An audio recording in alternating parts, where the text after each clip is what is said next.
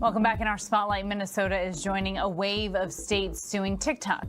Minnesota Attorney General Keith Ellison filed the lawsuit this week, alleging the social media giant is violating the state's laws and preying on young people with addictive algorithms that trap them into becoming compulsive consumers of short videos. I'm going to bring back my panel here. Elizabeth, let's start here with you. We know the Attorney General referred to TikTok as digital nicotine. TikTok disputing these allegations. They released a statement. I do want to share it with everyone. The statement said that this lawsuit is based on misleading and inaccurate claims that fail to recognize the robust safety measures that TikTok has voluntarily implemented. So I think, Elizabeth, what's your take on this lawsuit? I think especially considering the fact that the president sort of keeps kicking the can down the road here on the sale of TikTok generally. Yeah, look, I'm torn because I'm a big proponent of the First Amendment, but that doesn't mean we can't have or shouldn't have restrictions, honestly, when it comes to minors. I'm very uncomfortable being kind of part of that last generation that got to grow up without being on social media and not knowing what it means for young people, right? Those just younger than me who grew up having to be on Instagram and Facebook and TikTok and everything else when they're going through adolescence, which is a really hard time as it is. So I'm struggling with the fact that we won't even know the consequences of this until it's much too late. So I'm uncomfortable with TikTok in general. I am not really one to use any social media apps too much, but the fact is, I think for anyone under 18, there should be a lot more investigative work done into if this is safe for our minors in this country. Well, and Justin, Ellison wants the company to pay $25,000 per violation of the state's consumer protection laws. What do you think of that? Or do you think that this needs to be done at a higher level here? Because this is not the only state that is grappling with this. Yeah, we're almost at half the states in the country that are filing like lawsuits or litigation over this. Look, social media has benefited my career in a myriad of ways. And I've always said when used correctly, social media can and has changed the world, but so often it's not used correctly. And I've always said social media is one of the worst drugs in the world because not only is it addictive, it can completely shape how a person sees themselves or doesn't.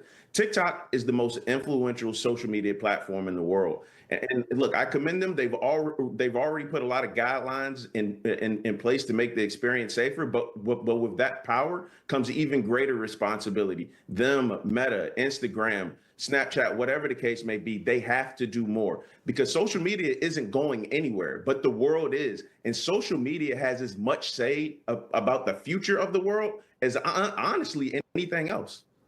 Yeah, and Ramesh, how are you analyzing this? Because we also know that it wasn't that long ago, Ramesh, you and I were talking about the implications here that something like TikTok could be a national security threat. It wasn't even considering what it's doing to the younger generations.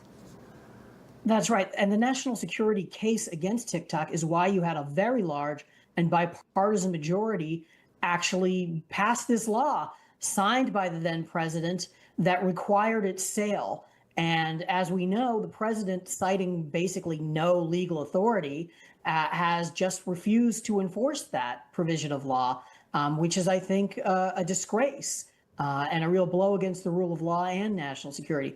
On the larger social media question, we already have laws on the books saying the minimum age for social media. The problem is those laws are toothless and the age is too low. 13 is too low. There's no reason it shouldn't be 16 or even 18. So Christina, what's your take on that here, on the age limits that Ramesh is referring to?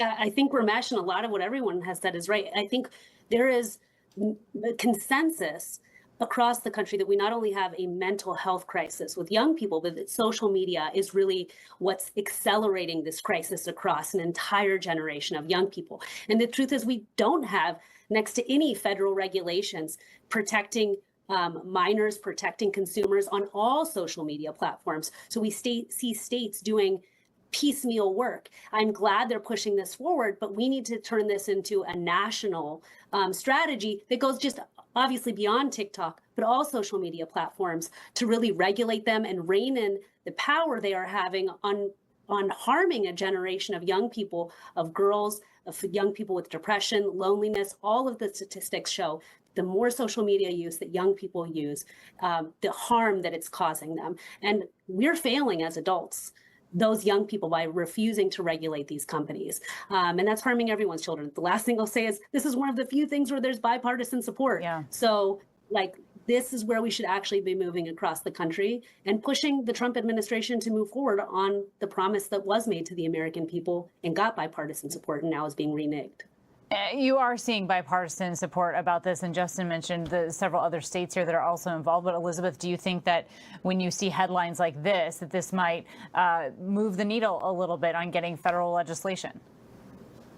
No, I would hope so. I think the national security question is a big one. It's one I've talked to President Trump about, but I think it's very separate from the issue of mental health and whether we should allow minors on TikTok or any social media. So I'm hoping it being in the news will at least do some kind of advocacy for that side of things, because that's the side less people are focused on. And Christina mentioned some of those statistics. We don't actually know how much worse it might even be because we haven't really gotten to look into it because it's all so new, right? The generation on TikTok now is the first generation on TikTok. So again, we might not know until it's far too late actually just how dangerous this has been for America's youth. That's a scary thing to think about. Time now for tonight's last call and the new airport security measures ready for takeoff. The TSA announcing a new program that has them partnering with the private airport screening company Clear Electronic Gates, or eGates, use biometrics and facial recognition to try to speed up the screenings, eliminating the need for a person to actually check your ID ahead of getting your carry-on scanned. So right now, the program's only offered to Clear Plus members. You can do it in Atlanta, D.C., Seattle airports. So as I bring back my panel here, the video is interesting. It looks very clinical. It almost looks like a visit to a doctor's office, but it could be a game changer. I don't know, Justin, what's your take? You know, as someone who enjoys people watching at airports, anything that gets me through security quicker, I'm all for it. I got Clear, I got Clear Plus, I got PreCheck, I got Google Entry. If there is a means to get me through security quicker at any airport in the country, I'm going to sign up for it. And look, I fly out of Reagan, DCA regularly, so I experienced this firsthand. Please invite me back on, and I want to talk about this. But here's one reservation I had. Now, when we say biometrics, what are we really talking about? Because I don't really need that broadcasted to everyone, because look, summer 2025 is a wash, but I just recently broke ground on my summer 2026 body. So I don't need all that information getting out to the public, you know? Right. I don't want a ding that's like, how many brownies did you have last night? You weighed more than you did when that's none of your business. Flew out here. I also wonder too, Christine, it kind of reminds me of like the self-checkout at the grocery store. And I feel like I'm always behind someone that's their first time ever using it. And then there's a problem. And then you have to wait forever for someone to come help you.